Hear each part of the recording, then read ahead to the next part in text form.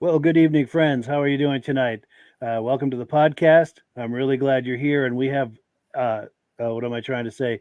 Uh, Episode two of Snowmobile History and Memories with our dear friend Midge Rosebrook tonight. Midge, how are you? I'm good, Mike. How are you? Doing good, thank you. Well, cool. And we've got a fun-filled episode for you tonight. Let's dive right into it. In fact, item number one is something Midge and I did. We did an interview at the Lancaster Motel, and I'm going to give them a shout out because they are very gracious about supporting us. Anytime we try to do any kind of historic footage, anything like that, they're always happy to do anything they can to help us. This particular day, they made their lobby available to us to do some interviews, and we're about to look at an interview with Paul Crane, where we hear about kind of the backstory. Do you want to set this up, Midge, about the backstory of how we all come to know Paul and everything? Yeah, of course. I've known Paul my whole life, and he used to do business with Dick Monahan, who I worked for. And yeah, I brought up in Lancaster, and Paul is Lancaster native. So, and his involvement with the snowmobile, of course, as we know, and we've talked about it, at the last time, was that the fact that he was a salesman for Timberland Machines back in 1958, when he was invited along with his boss Bob Bottoms up to Valcourt to try out the Skidoo, and that made him the first American to drive a Skidoo in Canada. And then they took one and they shipped it down to Lancaster on December 4th, 1959, and Paul is the one that uncrated it and put gas in it and took it out and gave it a spin. So he was the first American to actually drive a Bombardier Skidoo, which, of course, most historians will look at the Skidoo as the machine that kicked off the recreational aspect of snowmobiling. Yes. Because of the way the chassis it's a one-piece design. The engine was in the front, not in the rear. It just took off, but Paul was on the ground floor of the whole thing.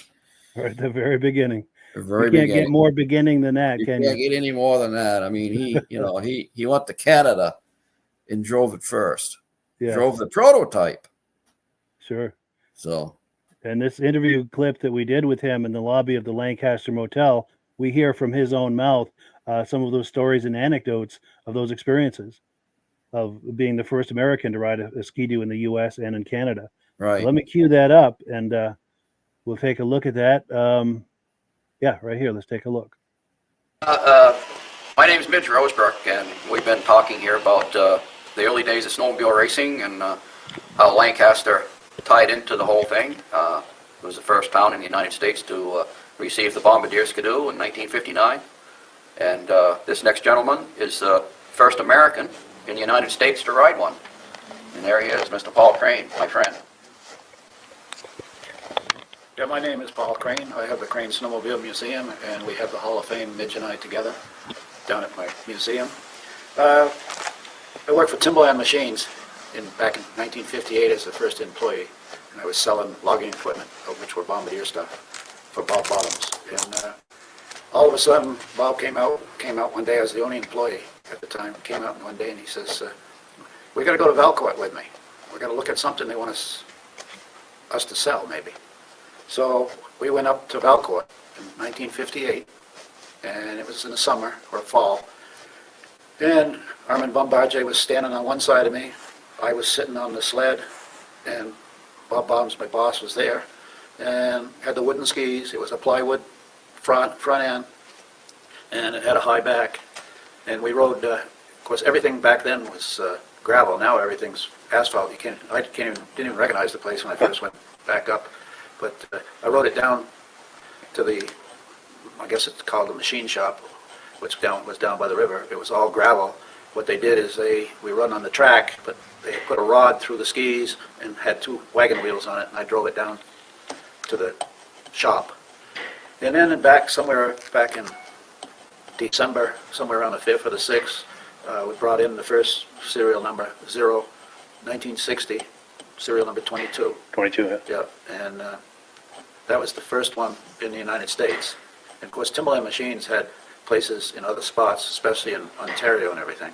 And they had serial number 17, 16, and 14, I believe, up in Canada, about the same time. And what happened was, all of a sudden, we got it down here, and I had it, which I have pictures of it out east of Lancaster, where I live now, on snow. And that was the first time anybody was riding. And then we rode a pile beside the museum, you might as well say, in the fields, with the wooden skis on it. And it was quite a thing, because people would stop up in front of the Catholic Church and, you know, what the devil's that? These guys out on the thing. So then in the JCs, I was a JC because I was young then, and I believe it was 62, we had one of the first races, which was in 1962, which we were JCs. Bobby Clark was one of the guys with me, and so was Larry Connery, and Mike, maybe? no, and it was, I can't think who the devil it was. There's 2 or 3 others. Claude Reed. Claude came in later. But we had a race there for kids mainly. Yeah. And that was the start of the race. And then, of course, in 63, we had the International Grand Prix. And then in 64, we had the true Kilkenny Cup Grand Prix. And, you know, it's quite a history of things on that. But, And Paul and Bob Bottoms picked the cup up, right? Didn't right, yeah. We went down to Laconia and picked the Kilkenny Cup up, which is now at the clubhouse of the Lancaster Snowdrifters. Okay. Yeah. Timberland Machines purchased it for the club. Yeah, Bob Bottoms came up with the money on it. Yeah. And it was quite a discussion about it. So Bob and I can't remember who other people were with me, but we decided, I said, a big cup. And they finally did it with the names of the winners underneath it. And it really turned out to be, I think, one of the best racing trophies in the United States and highly Canada. sought after. And Canada, really. Nice, yeah. And then, of course, after all the races, we'd have the motel here, Lancaster Motel. They'd all come back here, and they'd give the trophies out, and, of course, have some beer and whiskey, because there was a bar here. Nice. And Everybody would party and have a good time? I don't remember if they had hors d'oeuvres or not. I know they had good booze. Yes. But that's what really happened down here. And then, of course, in 64, there was a bunch of us that started the first snowmobile club, which is the Lancaster Snowdrifters in 64. Yeah.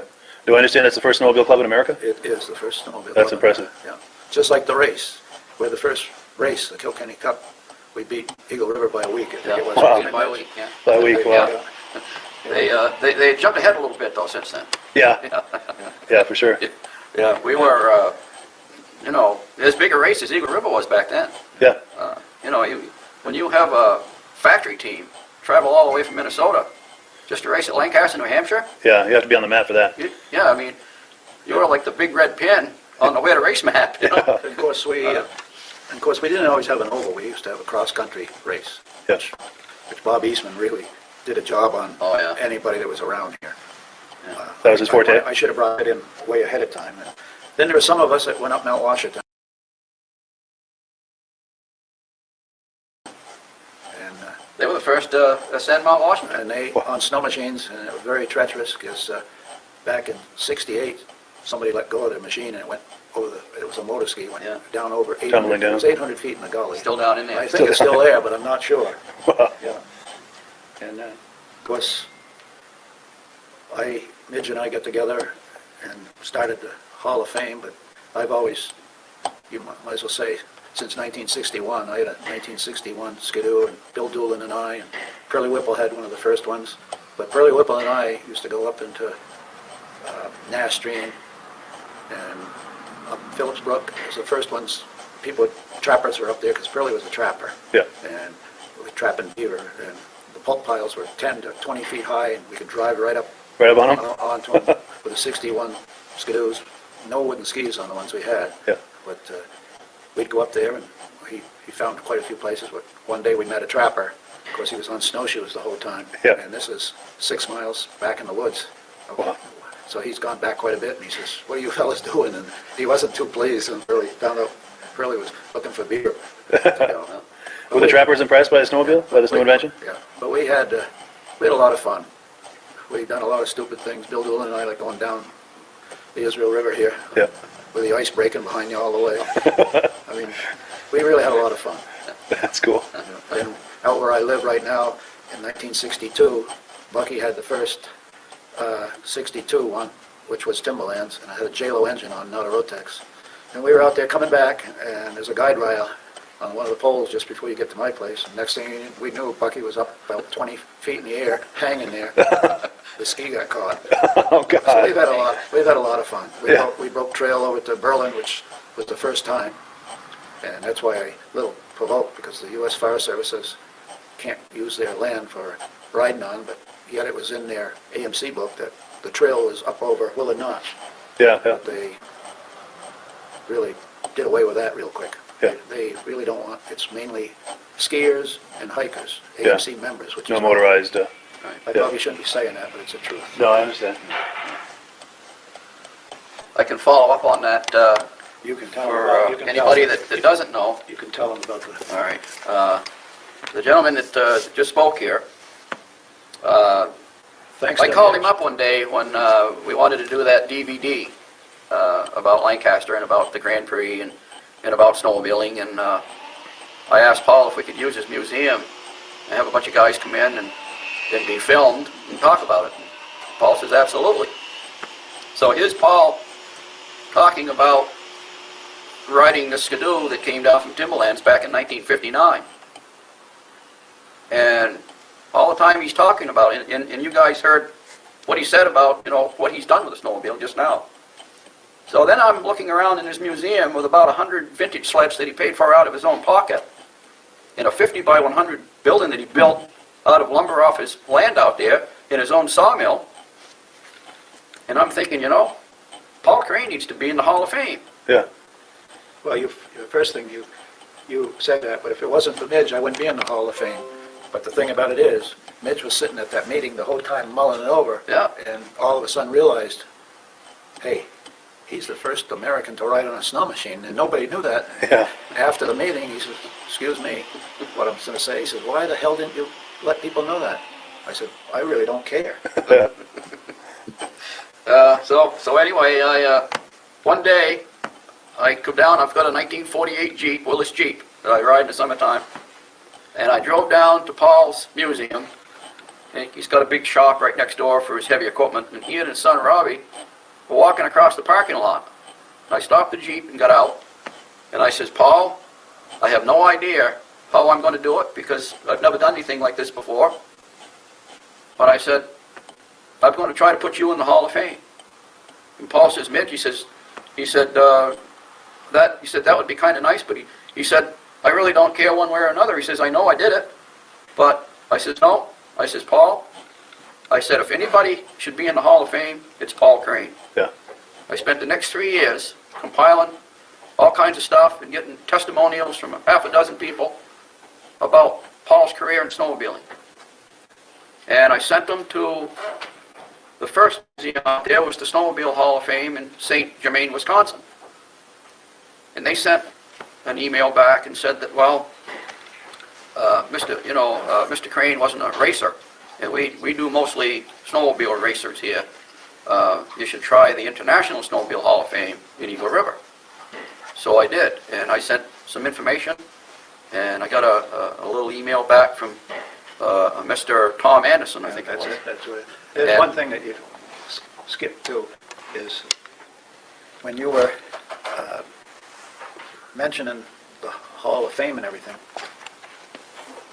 when Midge did this, the biggest thing was, a lot of the people that could verify what I did Not around. weren't around. So Midge had a hell of a time finding things. Yeah. It was just lucky enough that 2 or 3 of them, like Bert Moran, which was a truck driver for Timberland in 1958 even, verified it, and then Midge called Bombardier and Yeah. verified more.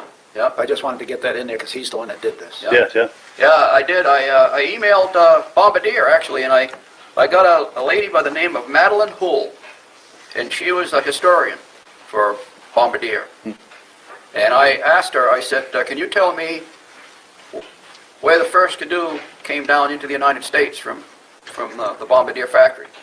She said, Timberland Machines, Lancaster, New Hampshire, on December 4th, 1959. I copied that. Yeah. And that's part of the, But I did this later. Now, getting back to the first email to Mr. Anderson, I apparently didn't have enough information. Because he emailed back and he said, gee, he said, that's kind of interesting that Mr. Crane was the first person to ride the Bombardier Skidoo. He said, I'll tell you what we can do. He said, I'll have a plaque made up and I'll set it on a tripod in front of our 1961 Skidoo that we have here in the museum. And I wrote back an email. I said, Mr. Anderson, with all due respect, Paul Crane's not going through the side door at that museum. Right. He's going through the front door. Yeah. So the next 3 years, I put him through the front door. Yeah. Nice. And you worked hard to make that happen. He did. Yeah. And we worked just as hard to get the Racing Hall of Fame for all New England and New York. We really did. Yeah. So. Do you have any thoughts on the early days of putting that together, and from him having the idea to the next steps to get the ball rolling? Or? Well, of course. And I sat at my place for probably 2 or 3 months off and on downstairs with my computer compiling stuff that he'd done. Right. But you know what? And All the stuff that I compiled, it was Ed Stab that went out in my place. I couldn't go out. I was still working for the Ford garage and everything. I really couldn't afford to go out anyway. And so Ed Stab stepped in my place and went out for Paul. And Ed called me and he said, Midge, he said, I was talking with the board members.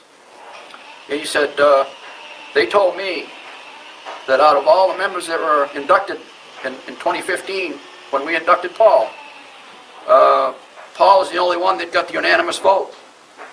And he said, they told me that it wasn't because of all the information, because you had less information that some of the other guys did. But you had the right information. Oh, yeah. And they said the information that you did send, there was no question Verifiable. in anyone's mind that Paul Crane should be in that Hall of Fame. Yeah. So, yeah. And that's what got the Hall of Fame thing started with us when we had the Grand Prix. And all those old guys showed up. And Paul and I got to thinking, you know, man, these guys aren't getting any younger. They're in their 70s and 80s, you know. Never got recognized. The Easton guys never got recognized. Herb Yancey from New York, and rightly so, is in the Hall of Fame out there. But guys like Bruce Dunham, Bob Fortin, Cal Reynolds, Paul Montang, Bob Martin. Bruce Dunham and his family one year had 132 trophies. Yeah, That's For incredible. racing. yeah. 132. He had 67 all by himself. So there you have it. The interview got cut short. Paul Crane's phone started ringing, and he was struggling to answer it. But that was a great interview. Paul's a busy man. Oh yes. He's 85 years old, and he still works on construction all summer with his son. Plus, he has that sugar orchard out east there. So, but his back bothers him lately. So I'm not sure if he's going to tap this year or not. He may not. Sure. But yeah, Paul's a busy man. For sure. Yeah. It's great at that age to be as active as he is. Oh yeah. And that's Oh, probably yeah. the secret We all to wanna be that longevity as well. I Now, think while that's this what was keeps you going is to be active like that. For sure. I believe that. Yes. Now, while this was playing, we had a host of comments come in. Let's take a look at those. We got someone on Facebook saying, good evening, guys, from Cleveland, New York. Good evening to you. Platkill, New York, regular viewer. Nice to see you. This must be Stacy and Art Fosler, regular viewers. Todd McMillan says, Todd from Maddock, Ontario, Canada. Thank you for joining us. Our good friend Ben Thomas, who just had a vintage snowmobile show yesterday. We're hoping that went well. He's watching from Carterville, New York. Midnight Rider says, love the sled podcast. Well, thank you so much. We love that you love them. Now, New Hampshire native, but I think he lives in Idaho now. Stephen Burdick says that sled, that early sled that Paul rode, serial number 22, can be seen at the New Hampshire Snowmobile Museum in Allenstown, New Hampshire, right? Yes, absolutely. That very sled It was is over there. purchased back from the original owner. It was purchased back by Timberland Machines. They actually traded him a brand new 1966 10-horse Skidoo for that original Bombardier, and then Timberland's restored that. They had a bunch of guys out in the shop restore that sled back to the original shape, and then they donated Bottoms donated that to the museum. So early in the game, they recognized the historical significance of that. Oh, Bottoms, yeah. Sure. Oh, yeah. That was the first machine to enter the United States. Yeah, for sure. It's good that they kept track of that. Yeah, yeah. But of course, last week when I was telling people that they couldn't sell it. When that first guy traded a woodlot for that machine. Bottoms took a woodlot in trade because the price was probably like right around $900, I think it was, or something like that when it was new. Sure. And nobody could afford it, so he trades a woodlot for the sled, and then Bottoms knew the historical value of that thing for sure, so he got it back. It's quite the story around that specific sled, and all of them too, but that specific sled too. Yeah. And we've got BCJ Vids in the house saying, love it. Cool. Glad that you love it. We love that you love it. Kevin Culhane says, good evening, Mike and Midge. Just logging on. Glad to have you on here. Alan Gove says, good evening from Enfield, New Hampshire. See you folks this coming Saturday at Crane's Snowmobile Museum. Oh, and that's good. A great opportunity. Yeah, please be sure and say hi to us, Alan. Get a good look at our faces there on the left, and Paul as well. And be sure to say hello to all of us. Yeah. Looking forward to meeting you. And that's a good opportunity to talk about the Vintage Snowmobile show that Paul Crane is hosting this coming Saturday in Lancaster, New Hampshire, right there at Crane Snowmobile Museum. It's going to be his 10th annual Vintage Snowmobile show. So he's trying to take it to another level to celebrate that occasion. He's going to have some extra trophies, some extra categories, and a few other fun surprises. So if you're in the area, do not miss it. It's going to be a great show. Good show. There's the exhibitor sleds outside, usually 50 to 100 exhibitor sleds outside. And then you go inside the museum, and there's 100 plus sleds in there. So there's a lot of sleds, a lot of things to take in. And if you're planning to come to Lancaster for this from any distance, be sure to book a room at the Lancaster Motel. They do an awful lot to support this podcast and all of these historic activities that Midge and I and Paul are doing. Yes, absolutely. The Lancaster Motel supports us big time. So we need to support them as well. As one hand washes the other, as Mike and I was always brought up learning, So absolutely. Take care of the people that take care of us. Yes, they're a good friend of the snowmobile community, and they're good personal friends of ours as well. Yes, very much so.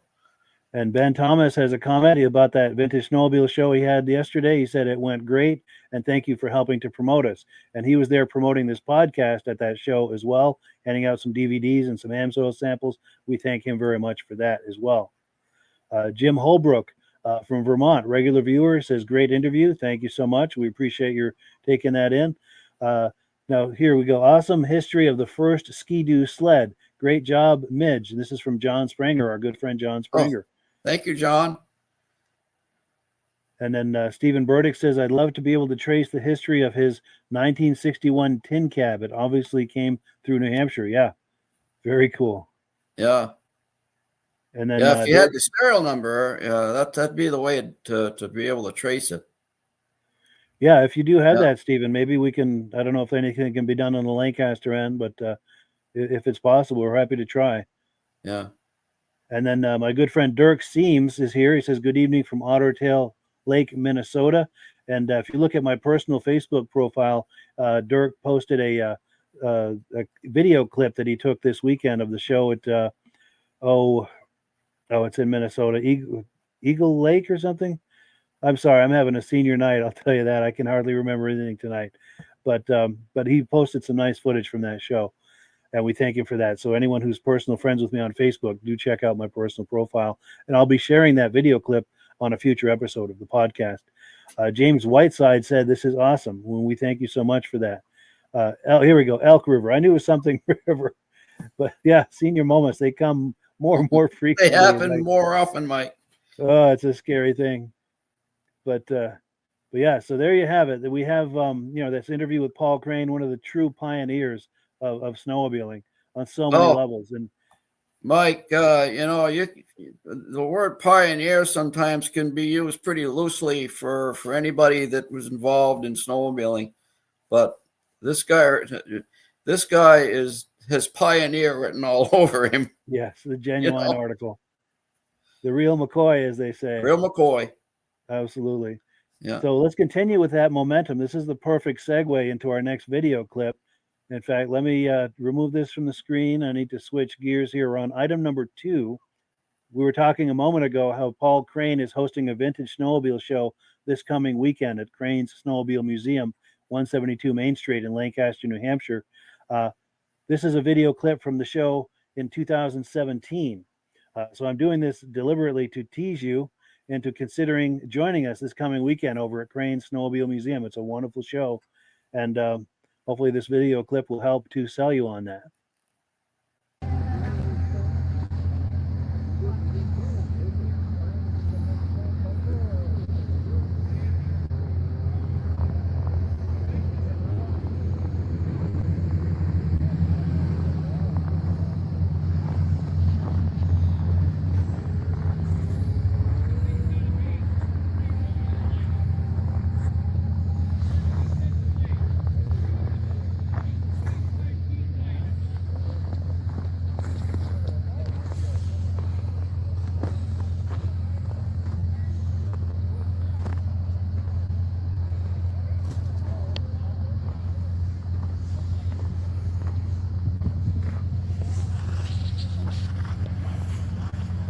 How's it going?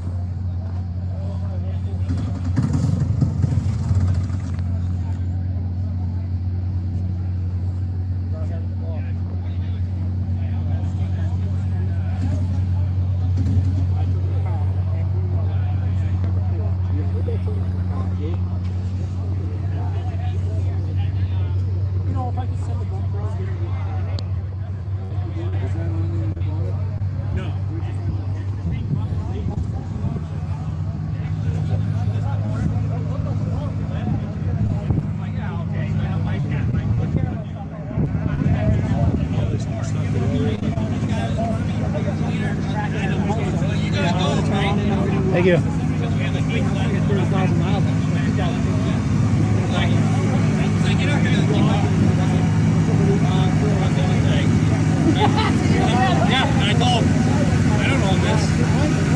Excuse me. Thanks. So what I did was like, all right, we're going.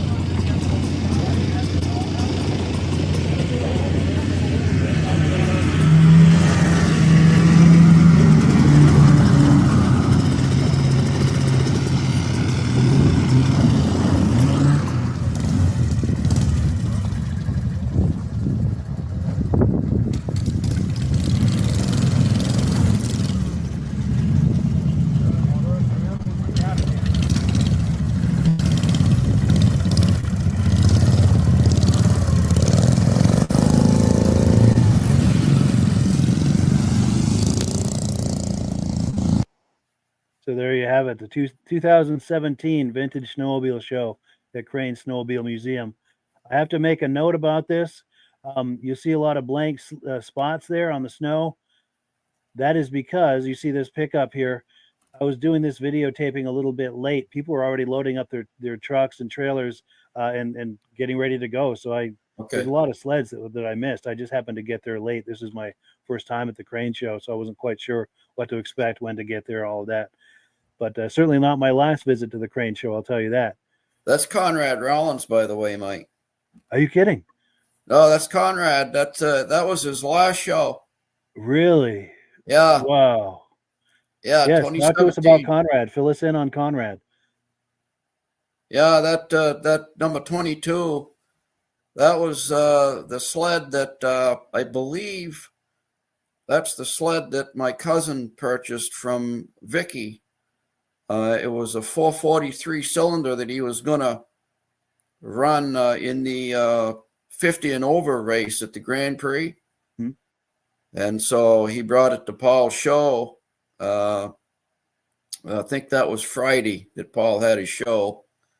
And he was going to run it either Saturday or Sunday at the Grand Prix. But he ended up, he didn't run it. But yeah, I have a photo here somewhere of Conrad standing in front of that sled. But yeah, that's him loading that. Wow. Yeah. The late, great Conrad Rollins. And he has been inducted into the Eastern Snowmobile Racing Hall of Fame. That very year, 2017. That was the first year. That's wonderful. Yeah. That is wonderful. Yeah. So that sled's in good hands. Yes. Yeah.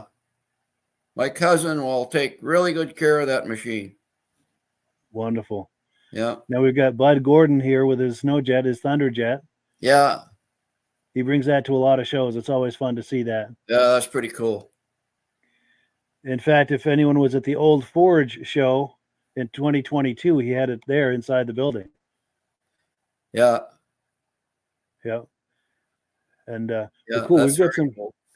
comments coming in. Let's see what we've got here. Okay. Oh, we've got the serial number on that number Ski-Doo, the Skidoo? 1961 Ski-Doo of Stephen Burdick's, 612384. We'll have to make a note of that. Yeah. Yeah. Yeah, look into that. If there's any way to look into that on this end, that would be wonderful. And hopefully somebody's watching the podcast and may have a collection of old Skidoos, and maybe they'll go out and look. Yes. Yeah, for sure. See what their serial number is on them. Yeah. And then we've got James Springer says, good evening to Mike, Paul, and Midge. Thank you so much. We appreciate that. James Whiteside says, what an honor it was to be the first man from the U.S. to ride these incredible machines. Can't imagine the feeling back then. Yeah. When this is all completely new and wonderful. Yeah. Yeah. Oh, and then someone, John Springer Jr. is saying, I like the Thunderjet on that wagon. Yeah, that's always fun to see at these shows. Yeah. Yeah. Absolutely. And then someone else is saying, wonderful podcast. Thank you, Mike and Midge. You are very, very welcome. Thank you. And David Lowry says, very cool, guys. Thank you for sharing this. Well, thank you so much. Yeah. And before we switch gears, I just have to remind everyone that the next Crane Show is this coming weekend, this Saturday, the 3rd of February. It's always the first Saturday in February. This is at 172 Main Street at Crane's Snowmobile Museum in Lancaster, New Hampshire. And we'd love it if you join us. Midge and I are going to be there. Paul Crane, of course, hosts the thing, so obviously he'll be there. But it's a wonderful event. It's the 10th annual, so he's trying to take it to another level with some extra trophies, some extra categories. Wants to make it really special. And I think it's supposed to be nice weather, too. Not as cold as good. it was last year. It was cold last year, yeah. Oh, I just got out of the hospital, and as you know, and I just couldn't make it. Yeah, it was bitter cold. It was too cold. Yeah. Yeah. And if you're thinking of coming any distance to join us at this Crane Show, please give a call to the Lancaster Museum. I'm sorry, I'm having some senior moments tonight. The Lancaster Motel, our friends at the Lancaster Motel, there's a link in the description as well as their phone number. Give them a call. We'd love it if you would join us this coming weekend. Yeah, yeah. And Stephen Burdick says, to clarify, that serial number is the one that he owns. He's wondering about its past owners or who it was originally sold to. So any kind of backstory on that sled, And I'll pop that serial number again. It's a 1961 serial number 612384. Oh, yes. James Whiteside is saying any events in the summer. He's wondering that's the best time for him to travel there. What do we have in the way of summer shows? Well, September 7th is the induction, of course. Yes. Yeah. Is the 2024 induction for the Hall of Fame. Mm-hmm. But Yeah, other don't than miss that, that. I don't know what's going on in Lancaster as far as snowmobiles go. Sure. Phil Bell hosts one in September. October, I think, in Bethlehem, New Hampshire.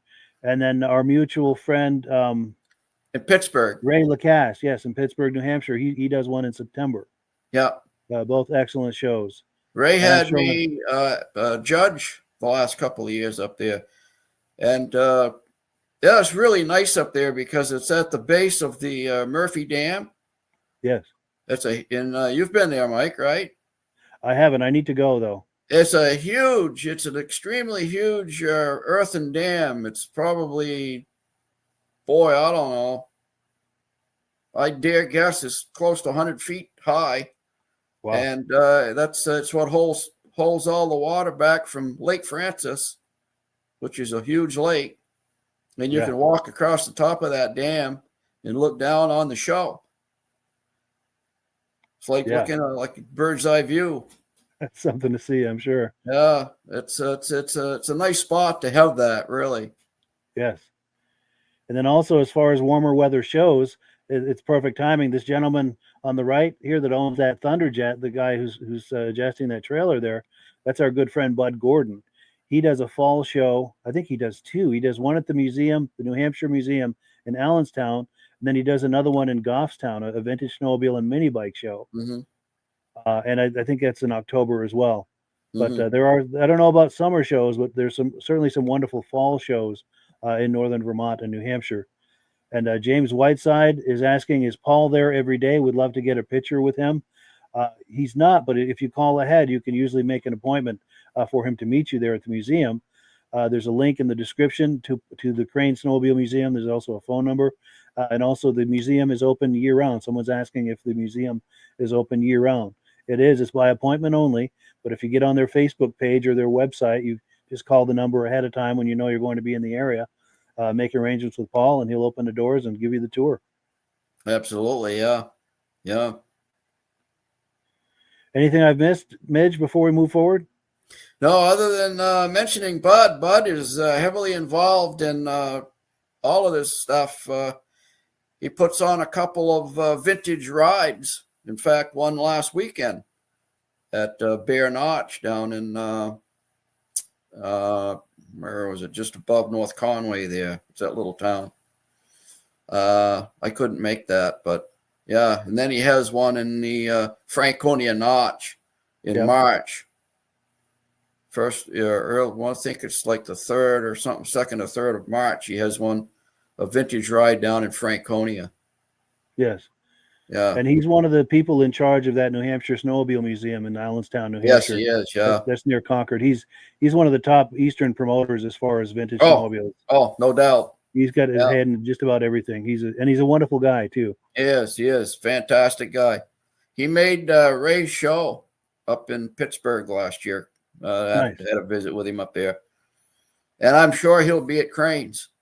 Oh, yeah. I don't think I've sure. ever not seen him there. He's there just about every year. Yeah. And the summer that I put on a summer show in Derby Line, Vermont here, 2018, he came up. He brought a bunch of stuff from the museum and a bunch of his own personal sleds. And that was great. Yeah, right into it. Yes. Oh, and James Whiteside also says, thank you for the information. He was asking, if Paul is there every day. Well, cool. Yeah. Cool. So let's switch gears and get where we need to be here. We're on item number 3. Now we're going to look at some historic images related to Lancaster snowmobiling, racing, all of that.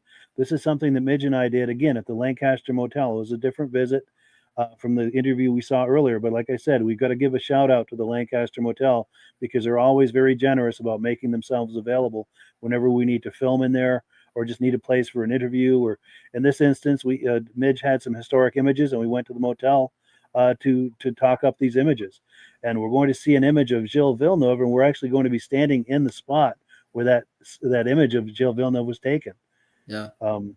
Anything about this, Midge, before I roll it? That year he came with that IFS Scarroux in '76. He cleaned up. He raced in 3 classes and won all 3 classes with it. Yeah. Nice. That's cool. It was they were hand-built sleds built by Gilles himself. And, That's amazing. Yeah. Well, cool. Let's take a look at that.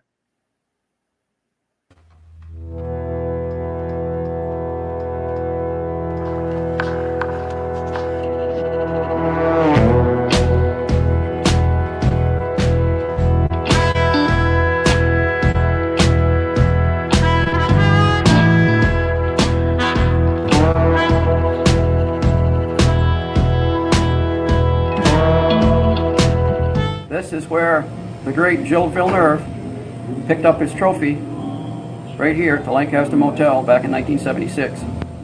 He debuted a revolutionary IFS Scarroux. He took all 3 classes he entered, and here he is getting one of his trophies from the Grand Prix Chim that year, Whitey Leonard, who was also the chief of police. So there's J.R. Tozier, and he was one of the top snowmobile racers in the East back then. Had several articles written about him in some of the snowmobile magazines, and he's got a Mercury jacket on. He raced for Mercury towards the end of his career, and I think he raced some of those IFS Ski-Doos back towards the end of his career. But when he first started racing, he beat Timberland Machines, I think it was at Jackman, Maine, back in the early going. And Bob Fortin went up to him, and he said, "You're running illegal." And JR said, "I'm not." And Bob says, "I'm going to have you torn down." So they tore him down, and they found him legal. Huh. And when they found him legal, Bob Fortin said, "You're going to be racing for Timberland Machines." And JR raced for Timberland Machines, and he became a great friend of Bob Fortin's, all during racing and even after. They were great friends together. And and JR is now in the Hall of Fame. He was inducted in the Hall of Fame back in 2019, I believe. And he's a good friend to all of us. So there he is, and this is where he took his trophy back in 1976, racing for Mercury, right here at this bar. Here's a shot of Gilles Villeneuve running on the outside at the starting point just before the green flag dropped, and that's a shot of his IFS Scarroux. All hand-built. He did it himself, 4 Scarroux. He was an absolute genius fabricator. And in the stands that day was Bob Eastman and Wes Pesic of the Polaris racing team. And they took very close notes as to how that thing was performing on the track. And Bob Eastman called Polaris. He said, "We got to hire Gordon Rudolph, who was also working on IFS sleds." He said, "This is a thing of the future. And in order to win races, we're going to have to do something like this." And in 1977, if anybody ever followed racing back in those days, they did their homework that summer because they debuted the little RXL IFS sled and it cleaned house that entire year. I don't think anything ever won more races, first, second, and thirds, is that little Polaris RXL. That's awesome. And they called it the Midnight Blue Express, and it all started with this gentleman right here in 1976. Catalyst for the whole thing. Yeah, he was the beginning. And what sled today doesn't have an IFS suspension? True. So yeah, it was quite an exciting time to be living back then. On the inside is J.R. Tozier, and just on the outside of him is Gilles Villeneuve on that IFS Scarroux. If Gilles hadn't showed up that weekend with that IFS Scarroux, this guy right here, J.R. Tozier, would have won just about everything because he came in second behind him on a LAPIERRE Mercury. So yeah, but that was the Grand Prix in 1976. Big names there. Yeah. Herb Yancey was running there. Ron Hall was running there. Big name Eastern driver. There's Villeneuve with his back turned. He always had a real high number. I don't think he raced the circuit per se to ever earn a low number, but where he did race, he won. So I don't think he ever earned enough points to get a low number. But I don't think he had to. No. Yeah, because he showed up with his hand-built sleds, and he always won. So if you have a number one beer booter, you win a race everywhere you go. Yeah. So that's The it proof right is on the there. track. Yeah. And of course later he raced in the Formula One circuit, and unfortunately that's where he passed away. He didn't buckle himself properly in the seat of his Formula One car, and it flipped and tossed him out. That was a horrible thing. We lost an innovator, a genius, Yeah. Bill Nerve. Yeah. The legend. Ted Wynot, the flagman, and he did a lot of the announcing during the trophy presentation, and he was a class act. Teddy Wynot was very well liked by everybody. He never played favorites. There were a few people he probably didn't like, but I don't think he ever played any favorites. Everybody respected Ted. I worked with Ted at Riverside Speedway when Mike Beatty owned it. He was a flagman up there for a good number of years. And Ted was nobody that you wanted to mess with. Teddy ran the show, and if you didn't think he didn't run the show, you were probably loading your trailer. Yeah. So Find out pretty quick. everybody loved Ted, and Nice. there he is right there. There's Nice. Joe Villeneuve again, picking up another trophy. I think he won 3 Kilkenny Cups that weekend. And there he is, shaking hands with Whitey Leonard. I tell you what, folks. I was a Bobby Orr fan, and a Carl Yastrzemski fan, and a Ted Williams fan, and Mickey Mantle. But they didn't come to Lancaster. Yeah. This guy came to Lancaster. Yeah. You want to know how big an event Lancaster Grand Prix was back in the day? Very few venues were big enough to have the governor of New Hampshire come and make a speech. And here's Mel Thompson, 1976, coming to the Lancaster Grand Prix and making a speech. So how big do you have to be to have the governor of New Hampshire show up in northern New Hampshire in the middle of the wintertime? Yeah. And there he is. Nice. Yeah. So it's the governor. If you put that up for a sec, Yeah. the governor's in the middle, and who was on the right and left? Governor Mel Thompson's in the middle. Lyle Hersom, who was a representative from Groveton, New Hampshire. He was also the voice of the Lancaster Fair every year for many years. And on the right is Whitey Leonard, who was the Grand Prix chairman in '76, and he was also the chief of police.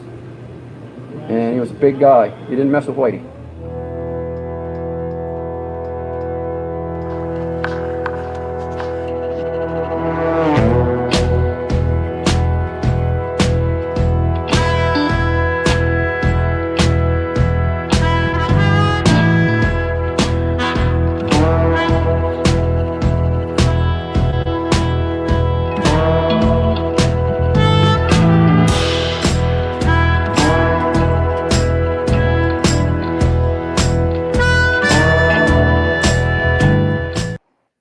So yeah, thank you so much to our friends at the Lancaster Motel for allowing us to film in there.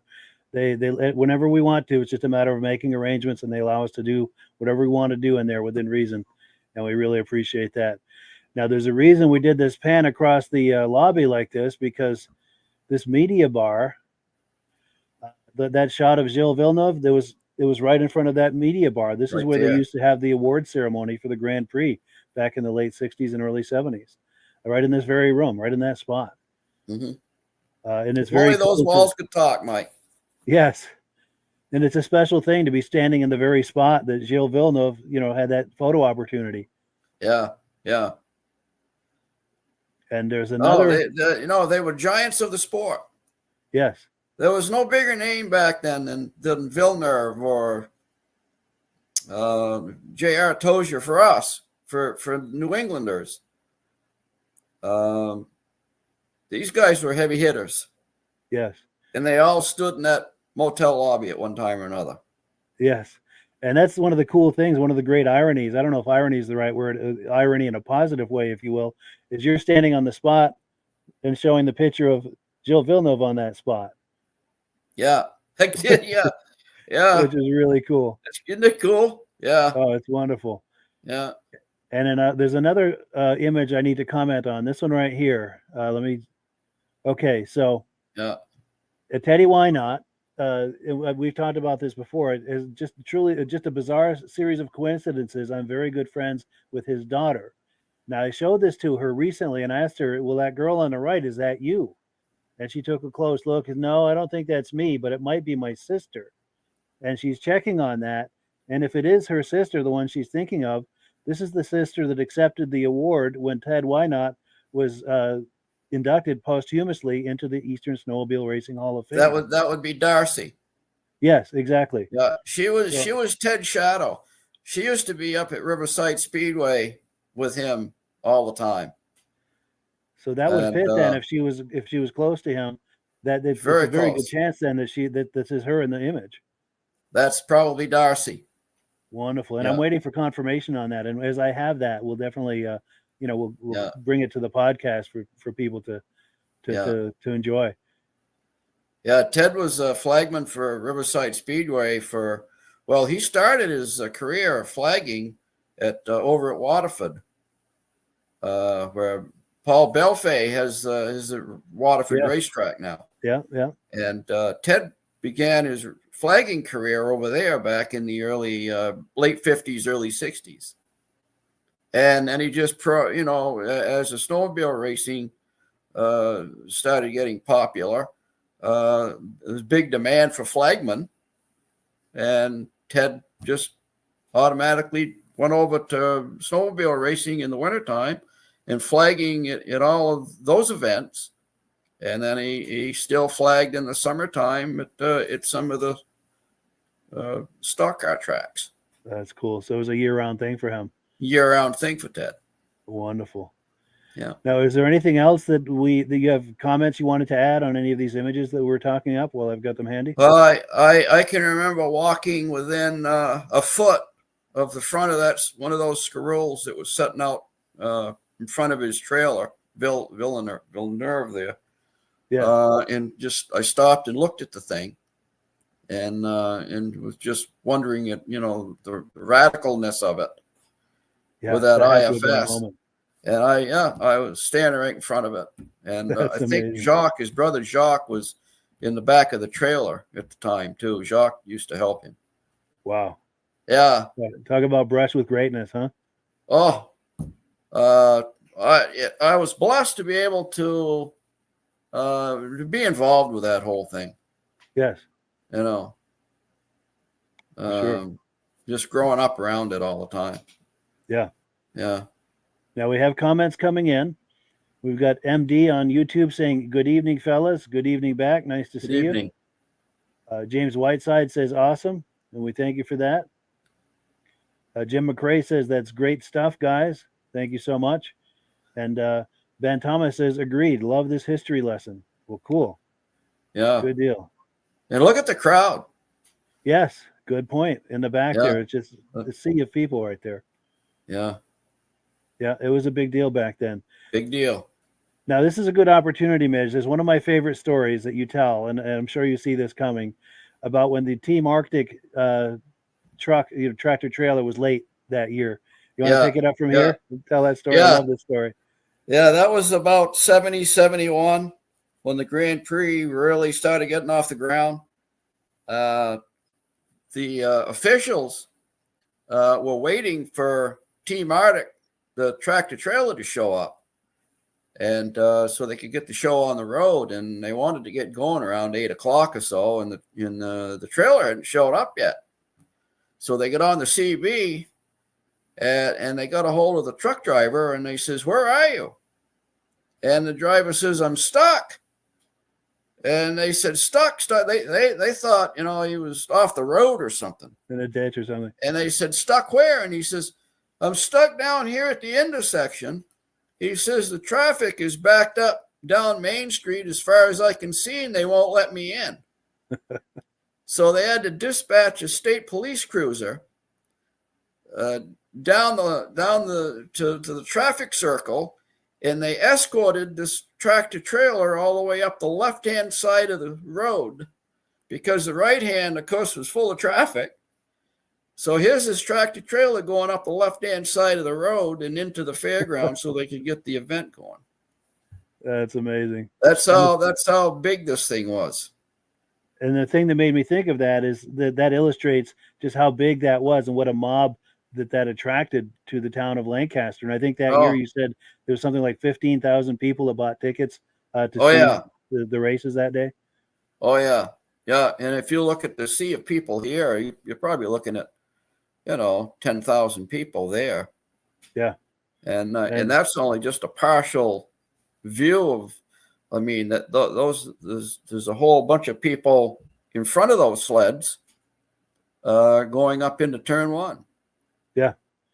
And to have that kind of a crowd descend on Lancaster for a weekend, it's almost like a smaller version of the Woodstock Oh my situation where gosh. everything was just backed up, Yeah. Oh, It it was a was a huge, wonderful thing for Lancaster to have that Grand Prix. oh yeah. Yeah. I mean, the sidewalks folded up, in the fall, nobody came to Lancaster. There was nothing to come to Lancaster for. Sure. And then when the Grand Prix hit, now people had a reason. Lancaster came alive. Yeah. Yeah. And then James Whiteside is saying, and back when you got snow early, he said, boy, what a concept, snow. It's Yeah. true. The last few years, snow has been so scarce. Yeah. We couldn't do the Grand Prix. If we wanted to do the 60th reunion would be next weekend. Wow. And there's no way that would have ever happened. No. We haven't had cold enough weather. Yes. Yeah. Oh, and then Todd McMillan is saying, first time viewer, and I love it. The history of the snowmobile. Well, thank you. I'm glad you're Oh, here, wow. Todd. Yeah. And since you're here, Todd, we do this every Sunday night, and we also do another Vintage Snowmobile podcast every Thursday night at 9 p.m. So wherever you're viewing this right now, circle back 9 p.m. Eastern time, Thursday evening, and then Sunday nights for what we're doing here. Midge and I Yeah. have at least another 1 or 2 nights of this sort of thing. And then I always do long form videos on Sunday nights. So there's always something here in this time slot Sunday nights, and we always get something on Thursdays. So yes, Yeah. if you're enjoying this, please join us. We're very happy to have you here. Yeah, absolutely. And I want to thank Mike for doing this for us too. Oh yes, it's my pleasure. Yeah, And I mean, and thank you as well. It's a wonderful collaboration. Oh, definitely. Yeah, we've been collaborating for probably 5 or 6 years now, and it's wonderful for everybody. It's a big win for everyone. Yeah, yeah, absolutely. Yeah, if you're into snowmobiling and the wintertime sport, motorized sport, then there's no better place to get caught up on the vintage scene is right here. Yes, absolutely. Yeah. And then to support that, here we go. Here's a good comment. James Whiteside said he's made his girlfriend mad because he watches these podcasts. Yeah. Yeah. Oh well. Cool. We thank you for that, and I hope it's worth it. And our apologies to your lovely girlfriend. We thank her. We thank her for her support. It's only an hour. Yes, exactly. Well, cool. Well, let's keep this going. Let me switch screens here. We're on item number 4. Now, you've heard us talk an awful lot on this podcast about Crane's Snowmobile Museum, and we're going to take a look at a video clip that I did. In fact, Midge and Paul and I were there back in 2018, and they gave us a tour of the museum. So let me cue that up.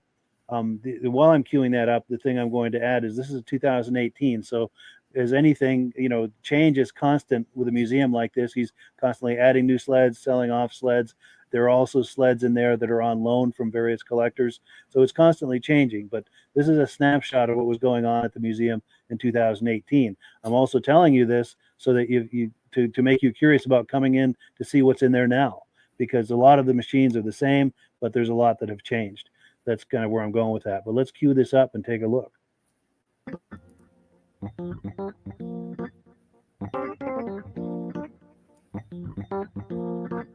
Today on VintageSnowmobileLovers.com, we're in Lancaster, New Hampshire at Crane's Snowmobile Museum.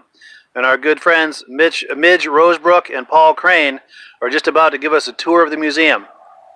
How you doing, guys? Good. Before we get started, Paul is the first person in the U.S. ever to ride a snowmobile. Do I understand that correctly? I skidoo. A skidoo, okay. Skidoo only. I Skidoo. wasn't the first to ride a snow machine. I was the first one to ride a skidoo. Nice. American, and first American to ride a skidoo Nice. in Canada and here. Excellent. Not many people can lay claim to that. I don't believe so. That's amazing. Awesome.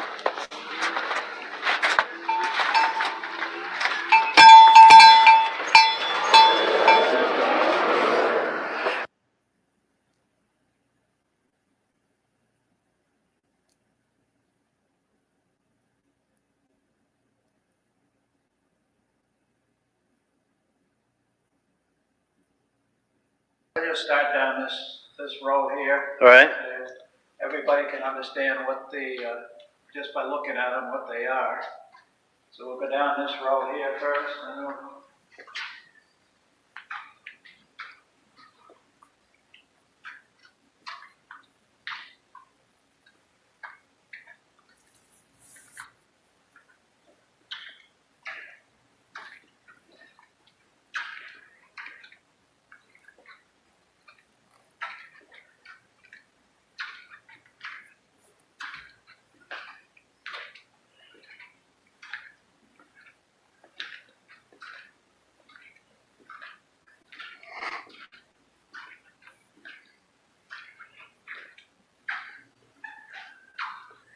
on the end wall here, we have some of the clothing.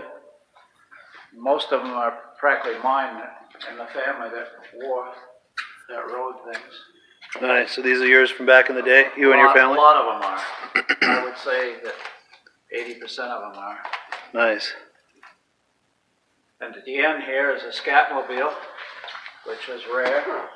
It's got 3 real big bloom tires.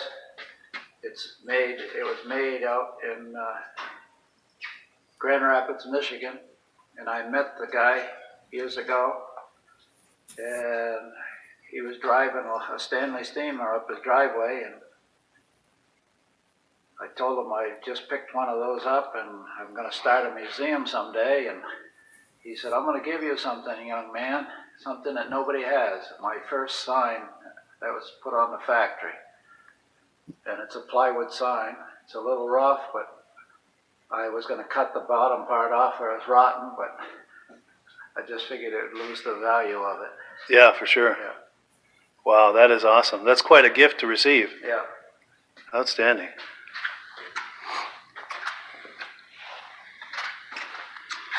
Cool. Then I got patches on the back wall. Oh, yes, yeah. Patches on the back wall. Yeah. And See if I can get in a little closer on those.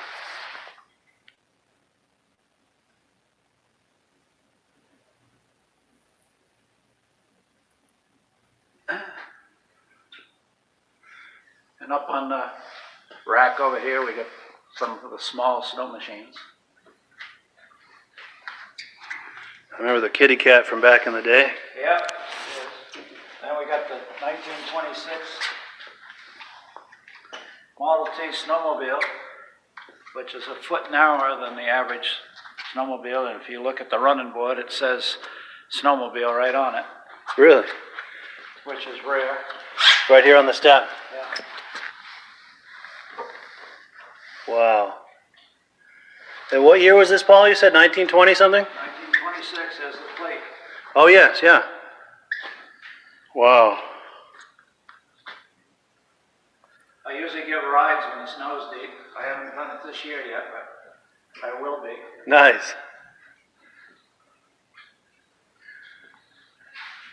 Then some more mini sleds up top. Sleds on the top. Then over in the corner here, we have some more mini snows plus a couple old sleighs.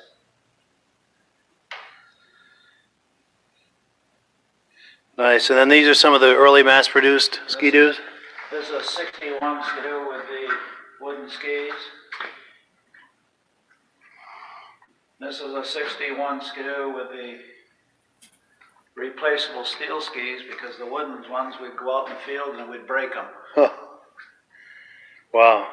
Now that first sled that you rode, was it similar to this one, or Just like that. just like this one? Yeah.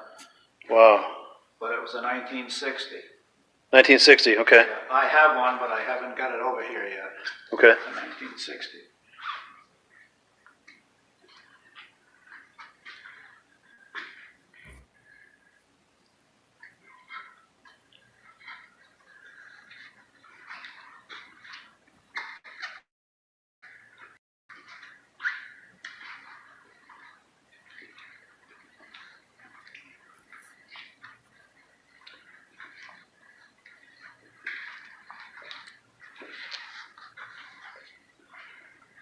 Skidoo Elite.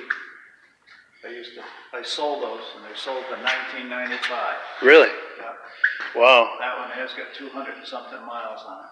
Unreal. That's a nice shape. And I think they stopped making those in what, 2005 or something? They started The Elite?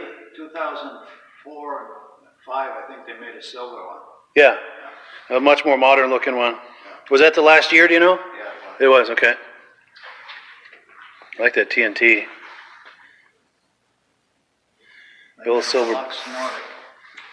Oh, yeah, yeah.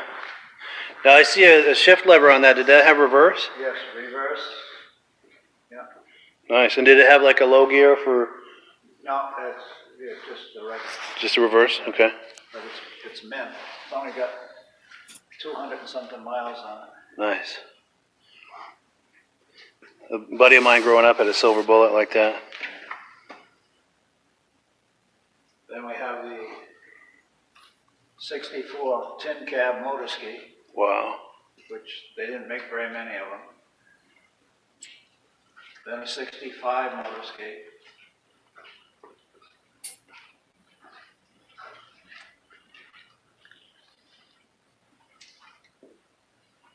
Then the racing motor ski, which is a 634 Herc. Yeah.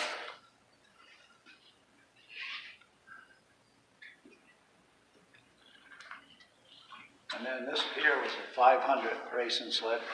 That apparently, so I've been told, the factory had it. Yeah, motor ski factory had it. Wow. That's cool. And then the Zephyr, which is all original. Wow. 1970, yeah.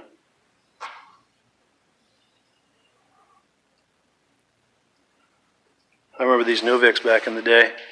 My father's friend had one just like that. Then a pink motor ski that was made from a friend of mine for his daughter. Wow. That is cool. You don't see those every day. No. It's got some ski spreaders on there too. Yeah. Keep it stable. His daughter wanted it pink. Nice. And this here is a rare 340 motor ski bullet.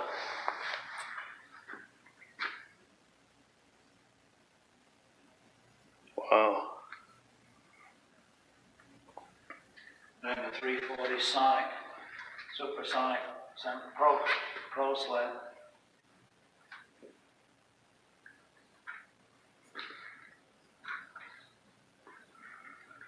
Then the racing Northway. They only made 21 of them. 21. 21 Wow. sleds. Yeah. That's a real big hood. Does that mean there's a real big engine underneath? Or Yeah, it's a 440. 440, yeah. Nice. And this racing cat. Then a 76 Snow Pro. Nice. Yeah. That's one of the cooler looking sleds ever to be on the snow, I think. And then the Husky. Yes, yeah.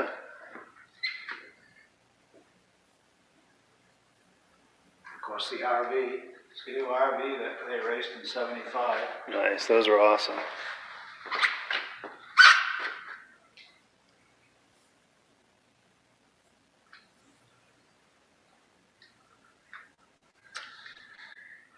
Then the Snow Cruiser, which was the Rapido 500, which, as far as I know, there's only 4 of those in existence. 4 of those. Wow. That's amazing. There's one in New Brunswick, I understand. I've seen that one. And I understand there's one up in Peterborough where they came from. And I don't know if the one's still in New Jersey or not, but there was one down there. Nice.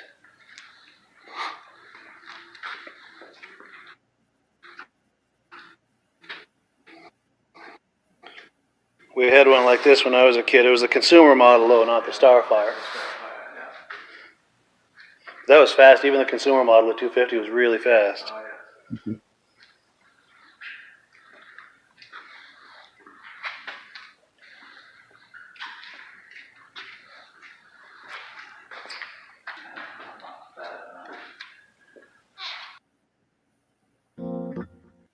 So there you have it. Crane's Snowmobile Museum, 172 Main Street in Lancaster, New Hampshire.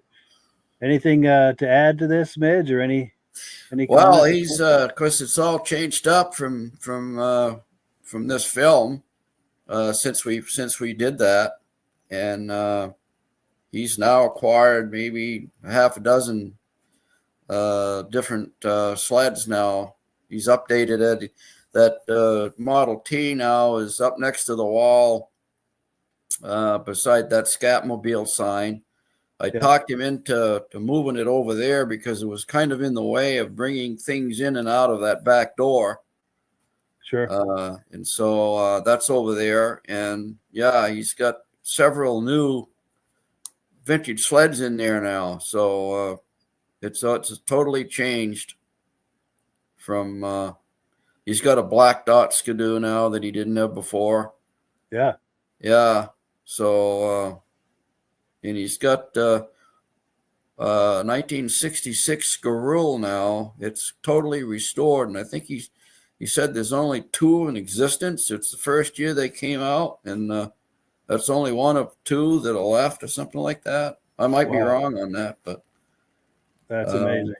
Yeah, so it's worth going to the show is one thing to see everybody's sleds outside, but as you mentioned, now you get to go inside, and Paul doesn't charge for this. True. During the show, it's an open house, so you get to go in and look at all of this stuff. But drop $5 or something in his donation jar that he has there to help keep the thing going. Yeah, it's a worthy cause. Worthy cause to have a place like that, so that you can see all the different manufacturers of snowmobiles. Back then, there had to be well over 100 different makes, and and Paul has, boy, I don't know, what do you think, Mike? At least 50 or 60 different brands. Oh, easily, yeah. Yeah, easily. And we just kind of went around the perimeter. There's still like the whole center of the museum. Yeah, they still have that whole center full of sleds. Trying to pan over to that right there. Look at that, all those sleds in the center. Amazing. Yeah. And then it's constantly changing. He'll add some new ones. He'll sell a few off, and there's sleds in there that are on loan from collectors and racers, and so it's. He tries not to have duplicate. Sure. He tries not to have 2 of the same thing. Sure. I mean, he might have half a dozen Skidoos, but they're all different years, different models. Yeah. Yeah. Yeah. So. And in case you're just joining us, this coming weekend, this Saturday, the 3rd, they're going to have a snowmobile show, a vintage snowmobile show right at this location, right at this museum. That's right. So there'll be exhibitors outside, probably 50 to 100 exhibitor sleds outside. Plus you come inside to warm up, and you can look at 100 plus sleds inside the museum. And then they'll have pizza and hamburgers and hot dogs and things and stuff to drink. The chili's excellent. Yep. Chili. Yep. And that food area is, if you look at the mini sleds on the far corner there that are up high, that's that little corner there. That's what that wall is. There's a little kitchen in there. Yeah. And you just walk up to there and tell them you'd like a burger or a dog or some chili, whatever it is that you'd like, and you can go in there and get something to eat and something to drink. And right. Yeah, it's a wonderful show. For my money, it's one of the best shows in northern New England. Oh, I think so. It's best bang for the buck, no doubt about it. Absolutely. Yeah, between the exhibitors outside between the exhibitors outside and what's going on inside. And I don't even think he charges the exhibitors, does he? No, he doesn't. There's no fee to bring your sled to participate in this. No. Paul is so good about stuff like that. But like I say, as a donation jar, and throw a couple bucks in there for him to keep the thing going. All of this is out of Paul. Paul. Yeah, he does this out of pocket. Yeah. Yep. And he still has to pay taxes on the building.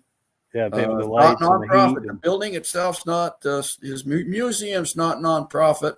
Only the Hall of Fame. Yes.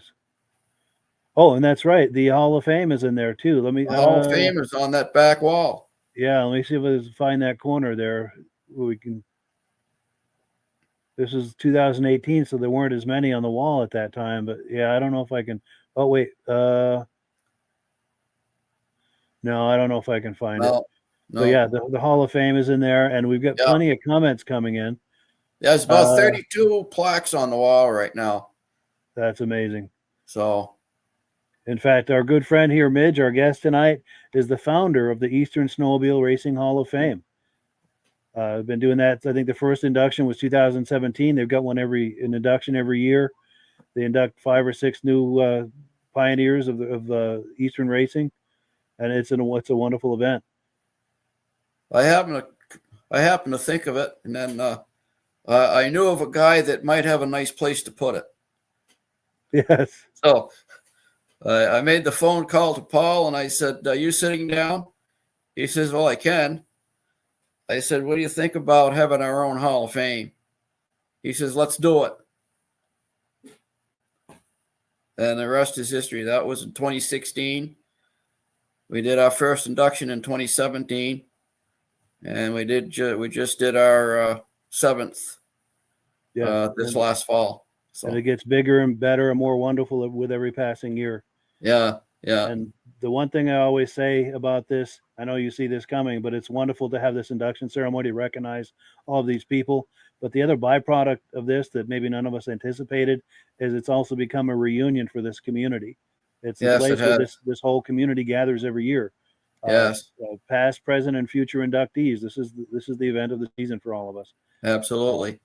And when racing ended in the early to mid 80s in the area, in New England, when it kind of came to a screeching halt, all of those guys that used to race each other every single weekend, Saturday and Sunday, they partied together, after the races were over.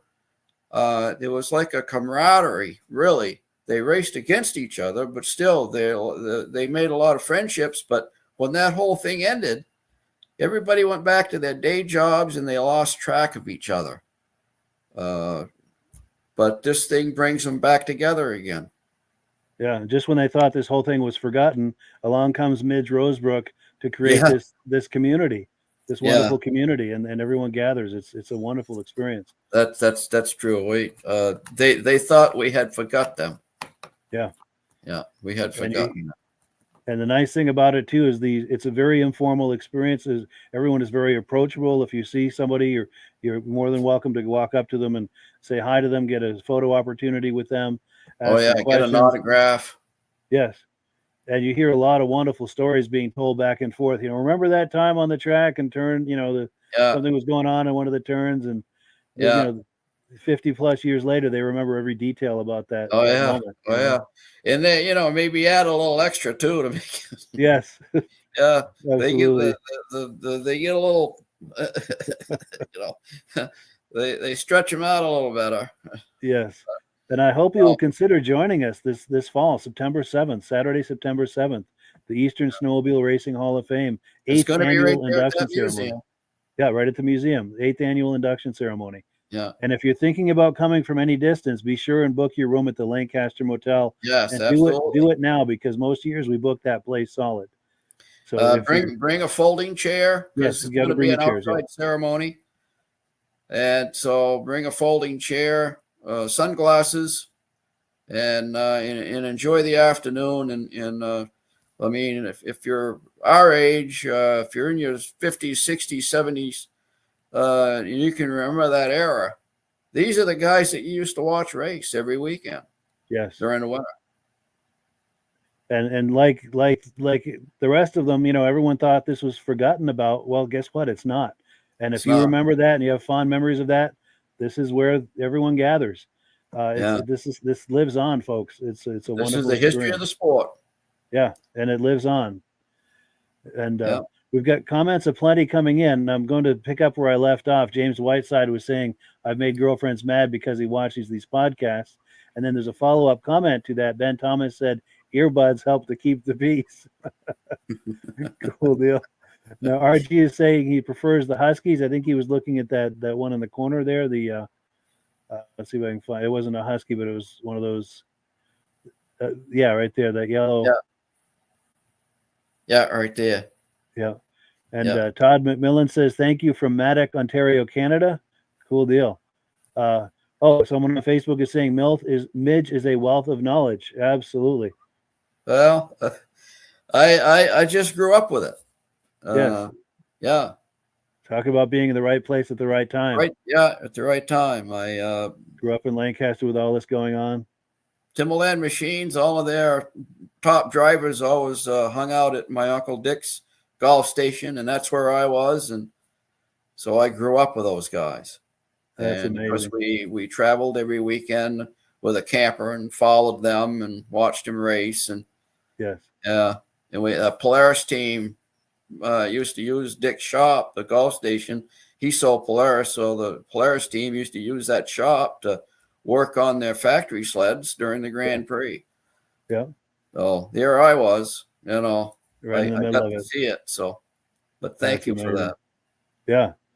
Now, Stephen Burdick was talking about his sleds earlier. He said he thinks he saw his dad's dealership sticker on that 69 Bolin Sprint. It would say Wow. Andover Services. It says it very likely came from George Burdick's dealership in Andover, New Hampshire. It says, so cool. Maybe someone could confirm that for him. Very cool. We're going to be over there Saturday, so let's do that. If you the can, come on 69 up. Bolin Sprint. Yes. Well, he's in Idaho. Oh, okay. Yeah. But All right. oh, and then James Whiteside says, I dream about this stuff and it's sweet. Ben Thomas says, great looking collection. I look forward to visiting Crane's Snowmobile Museum. Absolutely. Mm-hmm. Now, James Franger says, awesome show tonight. Thanks, guys, for all the information. You are very welcome.